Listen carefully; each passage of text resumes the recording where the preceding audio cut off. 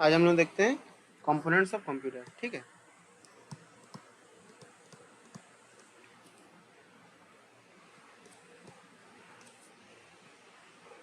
Components of computer. ठीक है, जैसे कि हम लोग को पता है कि कंप्यूटर में बहुत सारे इंटरनल कंपोनेंट्स होते हैं और सबसे मेन उसमें से क्या क्या होता है जिसके बारे में हम डिस्कस करने वाले हैं। सबसे पहला होता है सीपीयू। ठीक है, दूसरा होता है मेमोरी, तीसरा होता है आईओ डिवाइस। जनरली इन तीनों से पूरा सिस्टम चलता है। ठीक है, अब सबसे पहले देखते हैं कि सीपीयू क्या है। सीपीयू क्या है? एक प्रोसेसिंग सिस्टम है जो कि जितने भी हम उसको इंस्ट्रक्शन प्रोवाइड करते हैं, जितने भी प्रोसेसिंग का पार्ट होता है सब उसके अंदर होता है, जिसका कि फुल फॉर्म अपन जानते हैं कि सेंट्रल प्रोसेसिंग यूनिट।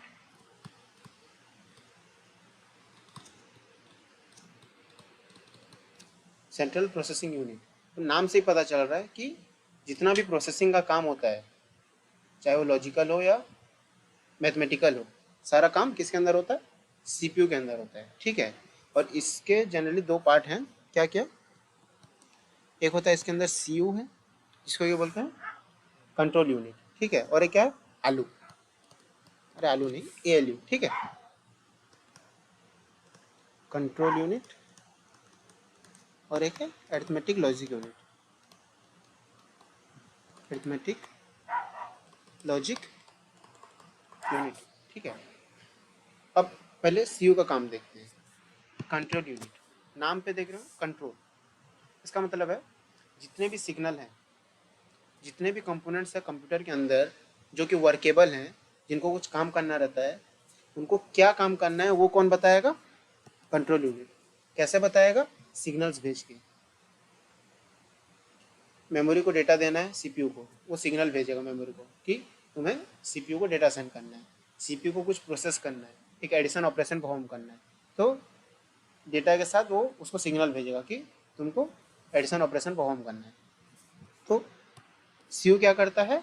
सब कंपोनेंट्स को सिग्नल भेजता है। जैसे कोई समझ लो घर में जो हेड होता है सबको बताता है, या फिर कोई कहीं पे कुछ काम हो रहा है, उसका जो मालिक है अपने जितने स्टाफ को सब सिग्नल स्टाफ मालिक की तरफ से जाते हैं कि तुम इसको ये काम करना है, इसको वो काम करना है। तो बस वही चीज़ है। तो सीयू जो है वो कंपनी का मालिक है, यहाँ पे कंप्यूटर सिस्टम का मालिक है। ठीक है, नेक्स्ट क्या है? एएलयू। एएलयू क्या है? Arithmetic logic unit. इसका मतलब क्या है? जितने भी अरिथमेटिक ऑपरेशंस हैं या लॉजिकल ऑपरेशंस हैं वो कौन परफॉर्म करता है? Arithmetic logic unit. Addition, subtraction, right shift, left shift, multiplication, जितने भी ऑपरेशंस हैं डिफरेंट टाइप्स ऑफ, ये डिपेंड करता है आर्किटेक्चर टू आर्किटेक्चर कि उस आर्किटेक्चर में कितने टाइप के ऑपरेशंस डिफाइन किए गए हैं। तो जितने भी ऑपरेशंस हैं सब कौन परफॉर्म करेगा? एएलयू। ठीक है, अच्छा, तो ये हो गया सीपीयू का पार्ट। अब देखते हैं मेमोरी। अब सब जानते हैं कि मेमोरी दो टाइप का होता है, एक है मेन मेमोरी, एक है सेकेंडरी मेमोरी। ठीक है, तो पहले देखते हैं मेन मेमोरी क्या है। मेन मेमोरी या प्राइमरी मेमोरी जिसको बोलते हैं, प्राइमरी ज़्यादा बेटर होगा, प्राइमरी मेमोरी। ठीक है, तो प्राइमरी मेमोरी में क्या है? दो पार्ट। क्या है? एक है रैम, एक है रोम। ठीक है, रैम का फुल फॉर्म है रैंडम एक्सेस मेमोरी,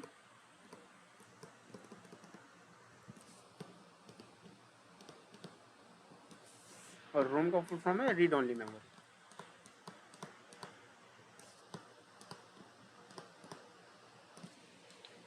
ठीक है, रैम का काम क्या है? रैम को हम जनरली मेन मेमोरी में कंसिडर करते हैं। ठीक है, क्यों? क्योंकि जो भी प्रोसेस रन होने जाता है, प्रोसेस क्या है? ये ऑपरेटिंग सिस्टम का पार्ट हो गया। प्रोसेस मतलब कोई भी एक प्रोग्राम जो कि अंडर एग्जीक्यूशन स्टेट में है, मतलब रनिंग स्टेट में है। एक प्रोग्राम है, उसे जब हम रन बटन दबाए, वो जब रनिंग स्टेट में आया तो वो प्रोसेस बन गया। ठीक है, तो कोई भी प्रोसेस, जैसे कि मोबाइल में कोई भी आप एप्लीकेशन चालू करो तो वो किस में जाके स्टोर होता है? रैम में जाके स्टोर होता है। कभी ट्राई करके देखना, मोबाइल खोलना, एक एप्लीकेशन खोलना, रैम कम हो जाएगा, और एक एप्लीकेशन खोलना, रैम और कम हो जाएगा। तो उससे क्या पता चलता है कि वो रैम का स्पेस ऑक्यूपाई कर रहे हैं। ठीक है, रैम जो होता है वो वोलाटाइल मेमोरी होता है। हम रैम रोम के बारे में डिटेल में पढ़ेंगे, ये बस एक बेसिक आइडिया है। वोलाटाइल मेमोरी मतलब क्या होता है, जो कि सब जब उसको चार्ज या नहीं मिलता है तो वो डेटा लूज कर देता है। जैसे आप कुछ अनसेफ पोजीशन में है सिस्टम में और अचानक से स्विच ऑफ हो गया लैपटॉप, तो क्या होता है, जो भी अपना ऑनगोइंग वर्क रहता है वो फिर से हमें शुरू करना पड़ता है अगर हमने उसे सेव नहीं किया है। क्यों? क्योंकि रैम जो है वो वोलाटाइल मेमोरी है। या फिर डेस्कटॉप में जब लाइन चले जाता है, तो जब डेस्कटॉप ऑफ हो जाता है तो जो भी प्रोसेस रनिंग स्टेट में होते हैं तो सब सारे ऑफ हो जाते हैं। ठीक है, तो ये रैम हो गया। रैम और रोम के बारे में फर्दर हम जब मेमोरी ऑर्गेनाइजेशन के पार्ट में डिस्कस करेंगे। ठीक है, उसके बाद सेकेंडरी मेमोरी में क्या आता है, हार्ड डिस्क।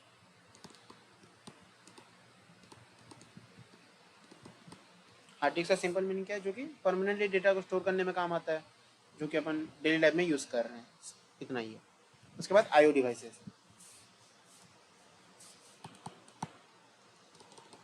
आईओ डिवाइसेस में वही input output devices. Input devices में कीबोर्ड हो गया, माउस हो गया, माइक्रोफोन हो गया, कैमरा हो गया, सब इनपुट डिवाइसेस में आ गए। आउटपुट डिवाइसेस में स्पीकर हो गया, मॉनिटर हो गया, वगैरह वगैरह, ये सब आउटपुट डिवाइसेस में आ गए। तो ये इतना ही है। ठीक है, उसके बाद देखते हैं और क्या क्या कंपोनेंट्स हैं। जो मेन कंपोनेंट्स थे सीपीयू, मेमोरी और आई डिवाइस, ये तो देखिए और क्या क्या कंपोनेंट्स हैं।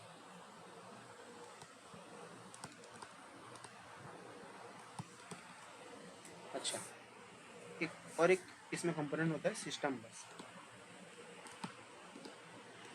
सिस्टम बस, ठीक है। सिस्टम बस का मतलब क्या होता है, सिस्टम के अंदर जो भी कंपोनेंट्स हैं उनको एक दूसरे से कम्युनिकेट करना है। और एक दूसरे से कम्युनिकेटिंग करेंगे तो एक दूसरे से डेटा ले दे नहीं पाएंगे और सिस्टम चलेगा नहीं। तो उनके बीच में जो कम्युनिकेशन के लिए जो लाइंस यूज होते हैं, जनरली कम्युनिकेशन के लिए लाइंस यूज होते हैं, तो उसको क्या बोलते हैं, बस। उसको बस बोलते हैं। तो सिस्टम बस को अपन ऐसे डिफाइन कर सकते हैं कि collection of communicating lines inside a computer, तो क्या है, सिस्टम बस। अब हमें सिर्फ डेटा भेजना नहीं रहता है सिस्टम के अंदर, एड्रेस भेजना रहता है। कंट्रोल कंट्रोल यूनिट जो सिग्नल्स भेजेगा किसके थ्रू भेजेगा, इसी सिस्टम बस के थ्रू भेजेगा, उसी लाइंस के थ्रू भेजेगा कंपोनेंट्स को। तो उसी के बेसिस पे कि ये जो लाइंस हैं, ये जो लाइंस हैं वो किस टाइप का डेटा कंटेन करेंगे, या इन इन इन लाइंस पे किस टाइप का डेटा आ जा सकता है, उसके बेसिस पे सिस्टम बस को 3 टाइप के बस में डिवाइड किया गया है। क्या क्या? पहला है डेटा बस, दूसरा है एड्रेस बस, और तीसरा है कंट्रोल बस। ठीक है, तो इसको हम एक डायग्राम के थ्रू समझते हैं। ये सीपीयू है, ठीक है, और ये मेमोरी और आई डिवाइस है। ठीक है,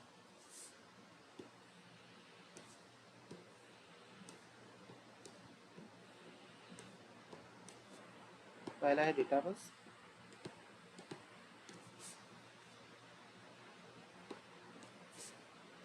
सॉरी, पहले एड्रेस बस,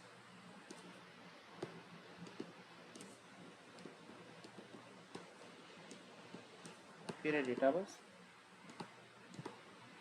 फिर है कंट्रोल बस। अब यहाँ पे एक चीज़ नोटिस करना कि मैंने एड्रेस बस को डायरेक्शनल बनाया है, जो कि सीपीयू से मेमोरी की तरफ डायरेक्शन है उस एरो का। और बाकी जो दो बस हैं, डेटा बस और कंट्रोल बस, वो है बाई डायरेक्शनल। अब समझते हैं कि आखिर ऐसा क्यों। अब एड्रेस बस जो है वो क्या कंटेन करेगा, एड्रेस। एड्रेस मतलब जब भी एक मेमोरी बनती है कंप्यूटर में तो कुछ इस टाइप से बनती है। मान लो ये मेमोरी है, तो इसमें से ब्लॉक ब्लॉक बनते हैं, बॉक्स टाइप्स, ठीक है, इस फॉर्मेट में रहती है मेमोरी। और ईच बॉक्स को हम क्या बोलते हैं, सेल बोलते हैं, सेल, ठीक है। तो हर एक सेल एक specific amount of data contain करती है, चाहे वो 2 बाइट्स हो या 4 बाइट्स हो या 8 बाइट्स हो, डिपेंड करता है कि आर्किटेक्चर के टाइम पे कितना उसमें डिफाइन किया गया है, कितना बाइट का डेटा एक सेल कंटेन करेगा, ठीक है। कुछ भी अमाउंट ऑफ डेटा कंटेन कर रही है, ठीक है, उससे भी हमें फर्क नहीं पड़ रहा है। अब यहाँ पर देखते हैं, मान लो यहाँ पे 8 सेल्स हैं, 1 2 3 4 5 6 ठीक है, मान लो यहाँ पे 8 सेल्स हैं, ठीक है। तो अभी अगर किसी को बोला जाए कि 8 सेल्स को आइडेंटिफाई कैसे करना है, तो उसके लिए कुछ आइडिया सोचना पड़ेगा कि इनको आइडेंटिफाई कैसे करना है। अगर किसी को ये वाला सेल एक्सेस करना रहा तो उसको कैसे पता चलेगा कि मुझे ये वाला सेल एक्सेस करना है, ठीक है। या फिर एक कंटेंट चाहिए, तो कंटेंट मान लो 5th सेल में रखा है, तो पता कैसे चलेगा कि वो 5th सेल में रखा है। और 5 को भी रिप्रेजेंट करने के लिए एक सिस्टम चाहिए, तो अपन जनरली तो एड्रेसेस यूज़ करते हैं। एड्रेसेस मीन्स अगर एक यहाँ पे टोटल 8 लोकेशंस हैं, तो अपन एक नॉर्मली सोचें तो 8 लोकेशंस को यूनिकली आइडेंटिफाई करने के लिए अपन को कितना बिट का जरूरत पड़ेगा, 3 बिट्स का, क्योंकि 3 बिट्स अपन कितना नंबर रिप्रेजेंट कर सकते हैं, 0 to 7, टोटल 8 नंबर्स रिप्रेजेंट कर सकते हैं। तो मैं इनको अगर 3 बिट्स से आइडेंटिफाई करना चाहूँ तो फर्स्ट का एड्रेस क्या होगा, 0, सेकंड का एड्रेस 1, थर्ड का एड्रेस 2, फोर्थ का एड्रेस 3, ऐसे ही।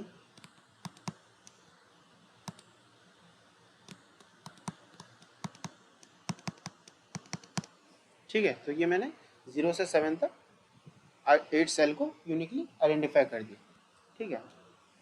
तो ये जो होगा ये हो गए एड्रेसेस। अब अगर सीपीयू को मेमोरी से कुछ डेटा लेना है तो क्या करेगा, मेमोरी को ये वाला एड्रेस भेजेगा और राइट सिग्नल भेजेगा कि मेरे को तेरे इस एड्रेस पे जो कंटेंट है, इस एड्रेस पे जो डेटा है वो वाला मुझे चाहिए, ठीक है। तो वो जो एड्रेस जो सीपीयू से मेमोरी तक आएगा वो किसके थ्रू आएगा, एड्रेस बस के थ्रू आएगा, ठीक है। और एड्रेस बस यूनिडायरेक्शन इसीलिए है क्योंकि रिक्वायरमेंट ही नहीं है बाई डायरेक्शनल का, क्योंकि एड्रेस जो है सीपीयू से मेमोरी तक ही जाता है। मेमोरी का एक स्टोरेज यूनिट है, उसमें बस डेटा स्टोर है, उसके पास ऐसा कोई कैपेबिलिटी नहीं है कि वो किसी को एड्रेस भेज सके। वो किसी को एड्रेस भेज के क्या करेगा, क्योंकि एड्रेसेस उसी के पास हैं, डेटा उसी के पास है, तो दूसरे किसी के एड्रेसेस की जरूरत ही नहीं है, ठीक है। तो इसीलिए एड्रेस बस यूनिडायरेक्शनल होता है। सीपीयू मेमोरी को, मेमोरी या फिर आईओ डिवाइस, इसके बारे में भी पढ़ेंगे अपन आगे डिटेल्स में, ठीक है। तो सीपीयू मेमोरी और आईओ डिवाइसेस को एड्रेस भेजता है, उसको जो भी काम है उस रिगार्डिंग, ठीक है। उसके बाद क्या आता है, डेटा बस। अब ये है बाई डायरेक्शन, क्योंकि ऐसा हो सकता है कि सीपीयू मेमोरी और आईओ डिवाइस को डेटा भेज सकता है या फिर उनसे डेटा एक्सपेक्ट कर सकता है। जनरली क्या होता है, सीपीयू 2 टाइप के अपने जो सिस्टम है, कंप्यूटर सिस्टम है, उसमें 2 टाइप का ही ऑपरेशन परफॉर्म होता है। पहला है रीड और दूसरा है राइट। इसके अलावा थर्ड ऑपरेशन कोई परफॉर्म नहीं होता, रीड और राइट, ठीक है। तो सीपीयू को अगर रीड करना है कोई डेटा तो क्या करेगा, एड्रेस भेजेगा किसको, मेमोरी को। क्योंकि डेटा कहाँ पे है, मेमोरी में, ठीक है। तो एड्रेस भेजा और इसके लिए सिग्नल्स किसके थ्रू जाएंगे, कंट्रोल बस के थ्रू जाएंगे, क्योंकि वो कंट्रोल सिग्नल है, वो जनरेट करेगा कि रीड सिग्नल है या राइट सिग्नल है, ठीक है। तो सीपीयू जो भेजेगा, रीड सिग्नल भेजेगा, मान लो उसको रीड करना है एक कंटेंट और उसका एड्रेस है ये ला, मीन्स ये लोकेशन में कंटेंट अवेलेबल है। तो सीपीयू किसको भेजेगा, मेमोरी को क्या भेजेगा, एड्रेस भेजेगा। किसके थ्रू भेजेगा, एड्रेस बस के थ्रू भेजेगा। और कंट्रोल सिग्नल में क्या सिग्नल रहेगा, सॉरी रीड सिग्नल रहेगा, ठीक है। तो इससे मेमोरी को क्या समझ आएगा कि मेरे पास एक एड्रेस आया है और रीड सिग्नल आया है, इसका मतलब CPU is asking for the data जो कि इस सेल में है। तो वो क्या करेगा, डेटा को क्या करेगा, किसके थ्रू, इस डेटा बस के थ्रू सीपीयू को भेज देगा। तो डेटा बस जो था वो बाई डायरेक्शनल हुआ, क्योंकि अगर सीपीयू को राइट करना रहता, ये मैंने रीड के लिए बताया, वैसे ही अगर सीपीयू को एक लोकेशन पे राइट करना है डेटा, ठीक है। यहाँ पे मान लो 5 डेटा है, उसको उसको 6 करना है, तो क्या करेगा, ये एड्रेस भेजेगा, साथ ही साथ डेटा भेजेगा जो कि उसको ऐड करना है उस लोकेशन पे, किस लोकेशन पे, जो एड्रेस उसने भेजा है। तो सीपीयू क्या करेगा, एड्रेस बस के थ्रू ये एड्रेस भेजेगा 101, और साथ ही साथ डेटा भेजेगा, न्यू डेटा जो कि उसको अपडेट कराना है इस लोकेशन पे, ठीक है। तो मेमोरी को उससे क्या समझ आएगा कि मेरे पास एड्रेस भी आया, डेटा भी आया, इसका मतलब सीपीयू क्या चाह रहा है, इस लोकेशन पे ये डेटा स्टोर हो जाए, प्रीवियस जो भी डेटा है वो हट के ये डेटा स्टोर हो जाए। तो इससे पता चला कि डेटा बस जो बाई डायरेक्शनल है, मतलब डेटा सीपीयू से मेमोरी की तरफ भी जा सकता है, मेमोरी से सीपीयू की तरफ भी आ सकता है, ठीक है। वैसे ही कंट्रोल बस जो है ये भी बाई डायरेक्शनल है। क्यों, कंट्रोल सिग्नल जो है वो सीपीयू से मेमोरी की तरफ तो जाते ही है, क्योंकि इन दो ऑपरेशन के थ्रू हमने देखा कि सिग्नल्स किसने भेजा, सीपीयू ने भेजा, किसको, मेमोरी को, कि तुम्हें रीड करना है या राइट करना है। कंट्रोल बस के जो इंडिविजुअल सिग्नल्स होते हैं, मतलब सीपीयू के जो इंडिविजुअल सिग्नल्स होते हैं वो इस टाइप के होते हैं, और मेमोरी अगर कोई भेजेगी तो इस टाइप के होते हैं। मतलब जो इंडिविजुअल सिग्नल्स है वो यूनिडायरेक्शनल है, पर्टिकुलर सिग्नल्स वो एक ही डायरेक्शन में ट्रैवल कर सकते हैं, ठीक है। और कुछ सिग्नल है वो इस डायरेक्शन में ट्रैवल कर सकते हैं, लेकिन एस की कंट्रोल बस में दोनों तरफ डेटा मूवमेंट है, दोनों तरफ डेटा मूवमेंट है, तो उसके लिए इसको बाई डायरेक्शनल कंसिडर किया जाता है, ठीक है। तो ये क्या हो गया, ये टोटल जो सिस्टम बस का था, ये ऐसा सीन है कि सीपीयू और मेमोरी आई डिवाइस के बीच में बातचीत किस तरह से होती है, जनरली बसेस के थ्रू होती है, ठीक है। एक कंपोनेंट और है जिसको हम देखेंगे, वो है सीपीयू रजिस्टर्स। सीपीयू रजिस्टर्स, ठीक है। अब रजिस्टर क्या है, ये किस लिए यूज होता है, ये स्टोरेज यूनिट है, ये स्टोरेज यूनिट है। स्टोरेज यूनिट मतलब ये डेटा को स्टोर करने में काम आती है। और अभी मैंने बोला कि मेमोरी डेटा तो मेमोरी में स्टोर होती है, नहीं, डेटा मेमोरी में ही स्टोर होती है, लेकिन सीपीयू के जो इसका साइज बहुत छोटा होता है, रजिस्टर्स आर टू स्मॉल, ये बहुत कम डेटा स्टोर करने में काम आती है, 1 बिट 2 बिट 4 बिट, ठीक है। तो ये, तो हमने रजिस्टर को यूज़ क्यों किया, जनरली मेमोरी को एक्सेस करना बहुत कॉस्टली ऑपरेशन है, टाइम कंज्यूमिंग भी है और कॉस्टली ऑपरेशन भी है। और रजिस्टर जो होते हैं वो सीपीयू के अंदर होते हैं, मेमोरी जो है वो सीपीयू से कनेक्ट है बसेस के थ्रू, रजिस्टर्स जो हैं वो यहाँ पे हैं, छोटे छोटे छोटे छोटे ऐसे बहुत सारे रजिस्टर्स प्रेजेंट होते हैं, किसके अंदर, सीपीयू के अंदर। और ये क्या होता है, डेटा स्टोर करने में काम आता है। कौन से डेटा, लोकल डेटा। अब लोकल डेटा का मतलब क्या है, होता क्या है ना, ऐसे बहुत सारे डेटा होते हैं जो कि जिसका रेगुलर यूज आता है, सीपीयू को उसका रेगुलर यूज रहता है, तो वो सब डेटा क्या होता है, रजिस्टर में स्टोर होता है, इसलिए क्योंकि उनको एक्सेस करना इजी हो, ठीक है। और लोकल ऑपरेशन के लिए डायरेक्टली रजिस्टर से सीपीयू जो अपना जो एएलयू है, अरिथमेटिक लॉजिक यूनिट, इसको जो इनपुट जाता है वो डायरेक्टली रजिस्टर से चल जाते हैं, ठीक है। अब रजिस्टर जो है वो दो टाइप के होते हैं, ठीक है। एक है जनरल पर्पस रजिस्टर, और एक है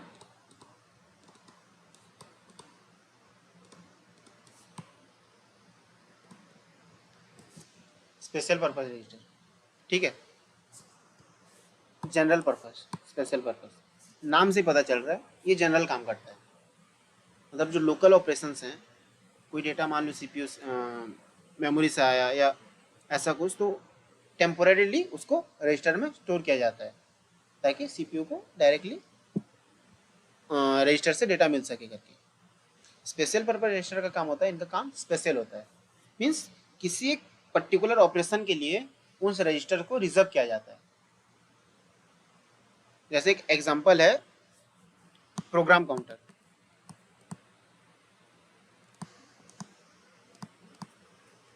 इसके बारे में डिटेल्स में पढ़ेंगे, ये एक एग्जांपल है जस्ट प्रोग्राम काउंटर रजिस्टर, ठीक है।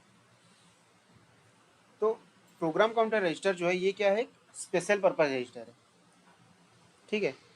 ये यूज क्यों होता है, इंस्ट्रक्शन जो होते हैं ना वो खुद भी मेमोरी में स्टोर रहते हैं। इंस्ट्रक्शन जो रहते हैं वो खुद भी मेमोरी में स्टोर रहते हैं। तो इंस्ट्रक्शन जो होते हैं वो मैनुअली मतलब वन बाय वन एग्जीक्यूट होते हैं। सबसे पहले ये, उसके बाद जो है वो, फिर उसके बाद। तो एक इंस्ट्रक्शन जब एग्जीक्यूट हो रहा है, उसकी नेक्स्ट इंस्ट्रक्शन जो एग्जीक्यूट होगा उसका एड्रेस किस में रहता है, इसी में रहता है। मान लो एक इंस्ट्रक्शन है 1000 एड्रेस पे, ठीक है। अगर इसके थ्रू समझें, यहाँ पे एक इंस्ट्रक्शन है 1000 एड्रेस पे, ठीक है। और हर एक सेल पे 4 बाइट का डेटा स्टोर है। तो नेक्स्ट एड्रेस 1004, 1008 इस टाइप से है। और यहाँ पे इंस्ट्रक्शन I1 स्टोर है, और ये अभी फिलहाल एग्जीक्यूशन चल रहा है किसमें, सीपीयू के अंदर, ठीक है। नेक्स्ट इंस्ट्रक्शन किसमें है, I2 में है।